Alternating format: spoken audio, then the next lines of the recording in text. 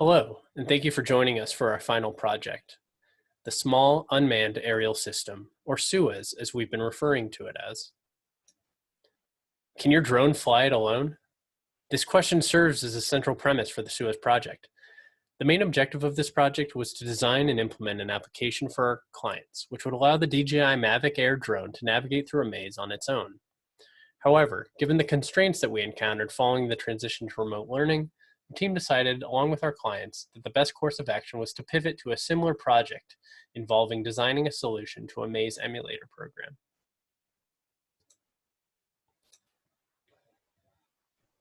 The requirements of our original project outlined that the algorithm we were to design would be implemented via a mobile application designed in Android Studio. Accordingly, we created an application with a sleek, simple GUI, which provided users with a way to tell the drone to take off, begin a mission, as well as land in case of emergency. Additionally, the scope of the original project required that our application would allow the drone to perform object detection and avoidance by using the drone's sensors. Our implementation of these functionalities would play a critical role in achieving the final requirement of the project, which was the application giving the drone the ability to navigate through a maze. In terms of our design process, we first took the approach of implementing the desired features of the application piecemeal. By the end of the fall 2019 semester, our team had successfully delivered an Android Studio application which met all of the goals we had outlined with our clients for the first two releases. Our algorithm allowed the drone to take off, fly forward, and detect objects before navigating around them by itself. With a strong foundation, we entered the spring 2020 semester, prepared to refine our algorithm and further develop the application to eventually meet the goal of allowing the drone to navigate through the maze by itself. After the initial tasks of integrating object detection and avoidance into our algorithm, the next steps were to refine the movement of the drone and incorporate the additional features of mission creation and execution.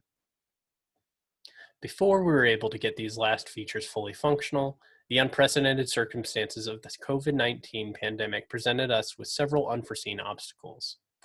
We soon realized we were severely limited by only having access to a single drone, while all of our group members had to work separately from home. As a result, the team decided in conjunction with our clients that we should switch to a completely digital implementation of a maze-solving algorithm.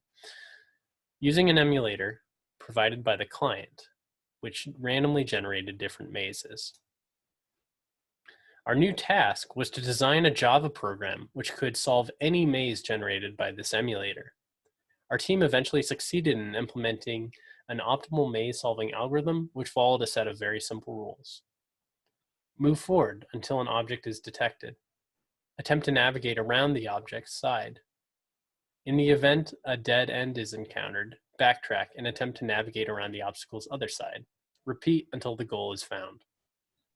Although simple, our program is able to complete every maze which was generated by the emulator relatively quickly. Some of the challenges and solutions we faced. The DJI SDK. The software development kit that we were using to work on the drone had severe limitations, including poor documentation. We eventually found a bunch of workarounds for everything that we wanted to do, but it took quite a while and a lot more work than we anticipated. Drone hardware. Working with hardware is difficult because each person on the team needs to have the hardware in order to test their software. We only had one drone which would circulate between the team members, as well as making time to meet together and work on the project. FAA restrictions. Some neighborhoods that would have been convenient to work in were listed as no-fly zones, and neither the SDK nor the drone would allow any sort of flying. COVID-19 lockdown. The virus and the lockdown it caused made us unable to work on the hardware portion of the project. We switched to working remotely to create an algorithm which would be able to solve randomly generated mazes inside of a drone flight emulator program. Let's take a look at the demo with our drone.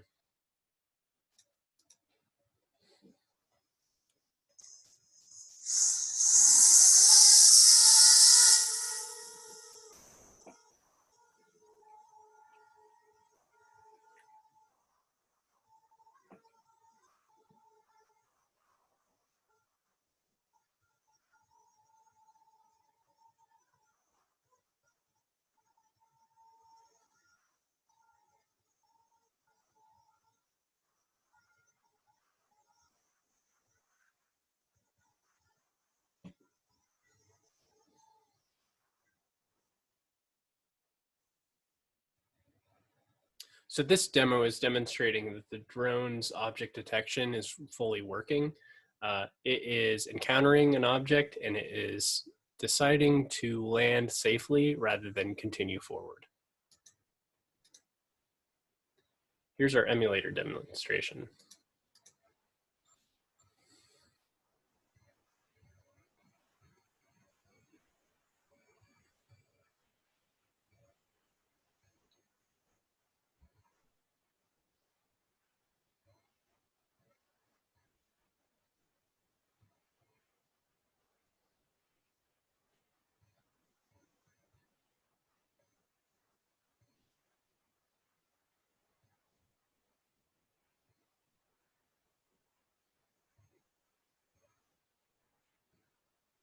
Here we can see that the drone marked with a D is traversing through the maze to the goal marked with a G.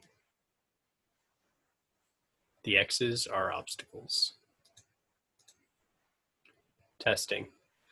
The application that we designed for the original project underwent user testing on site with our clients. We were able to demonstrate that the project requirements outlined for the release of the fall 2019 semester were fully met. Additionally, we sent them a Google survey so that we could obtain feedback on our application. Due to the nature of the project, once we transitioned to the maze emulator, user testing wasn't as much of a necessity since the emulator was provided by the clients, and the only testing involved was checking the Java implementation that our team provided against their emulator. All of the code that is pertinent to both our original project and our new project has been uploaded to a GitHub repository, which is owned by our clients at Leidos. Our team has also provided the clients with all the documentation associated with the project that will facilitate further development of our application by future teams. Thank you very much for joining us. I hope you enjoyed our presentation.